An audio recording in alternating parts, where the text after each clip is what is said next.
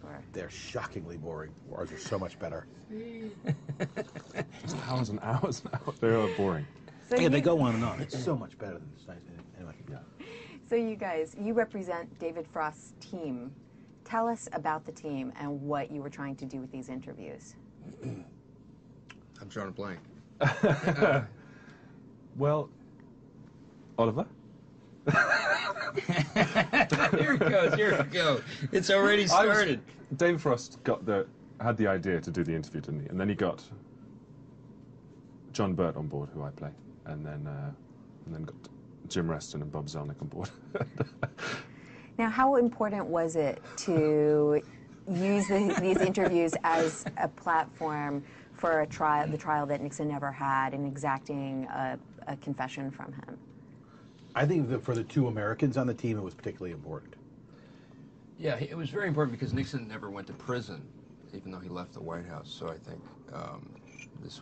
it was indeed a conviction, you know. But more so for you, for your character, wasn't it? Yeah, I think we had different. Zelnick and Reston both wanted to get him.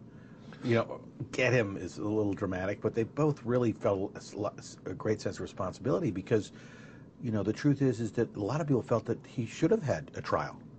And so there was a sense that this might be the only shot that anybody got. And so I think that as the two Americans on the team, they felt a particular responsibility to make sure that questions were asked that, again, a lot of people felt that legal prosecutors should have had a chance to ask. And even though we had a different approach, we both very much wanted the same thing. But the Brit, Stand Stand by to start the interview. Okay. Oh, man. So that's no good. That's scratched. Well, No, let's it's great. just sum It's gold. up how important They can cut around it. the confession was to the interviews. It was very important because of the fact that Nixon never went to prison and he never said he was sorry, and there was never any kind of confessional or apology. And I think confessions are also very important, especially with a kind of iconic, you know, villain. Let's face it, like Nixon, who I was raised with the specter of Nixon as a great villain. And the truth is, the brilliance of this movie, and particularly of Frank Langella's performance, is it makes you, you know, a confession is going to humanize somebody, and makes you kind of think about all that stuff, and think of him as, you know, a human being who did some really bad things, as opposed to, you know, a villain. Because a villain is like putting somebody in a box. And trust me, he did some really bad things, but he was a human being. You know what I mean? And conversely, I think, you know, I don't think there's really any heroes either. There's just people who do some good things. But there's all that. The movie makes you really think about the fact that human beings are, you know, multifaceted and capable of all kinds of different things. Yeah, it's not even as if Michaelis Frost is a hero at the end. It's all very ambiguous and yeah, that's why I subtle. think the ending is beautiful that way. I was going to say, David Frost, I mean, this talk show host from Britain and Australia, what was his motivation for doing this piece? I guess it was I don't know, he had a kind of chutzpah, David Frost, didn't he? And it was the scoop of the century. I think he had a great understanding of TV and audiences and the commercial aspect, you know.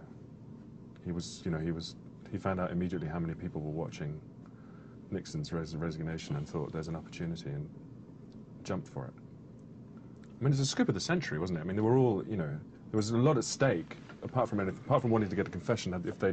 If they'd sort of screwed up the interview with... Well, it was an opportunity for the scoop of the century. The movie is about how, oh my God, it's the opportunity of a century that might be missed. And it turns out that at the last second, you know, he kind of pulled it out of him. And there's a lot of both teams really working at trying to get that decisive knockout. Talk about kind of like the boxing aspect of the film, trying to get... It's an intellectual Rocky, yeah. It's a sit-down Rocky. That's good. Right? That's good. That's good. Did you guys get that? That's good. You know what I mean? Underdog. Thinking man's Rocky. Yeah. Yeah. We're like the cornermen. We are. We're like the cornermen. I was Burgess, you were Meredith. Exactly. Who was we're all collectively Burgess Meredith. Burgess Meredith. That would be Burdith. You're Gemma. I'm Burdith. Come on, Rock. That was terrible. I don't know why. That's good. You're a bum.